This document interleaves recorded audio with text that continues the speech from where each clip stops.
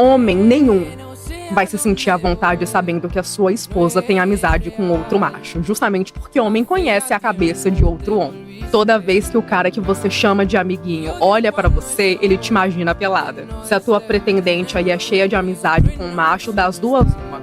Ou eles já pegaram ou eles ainda vão pegar. Sair ilesa dessas amizades, ela não vai sair, não. Isso é uma realidade, né? Então, assim, e vice-versa. Homem casado também não tem que ter amizade com mulher, não. Mulher, ela, às vezes, ali num momento de carência, ela acaba abrindo uma brecha, ela acaba dando em cima.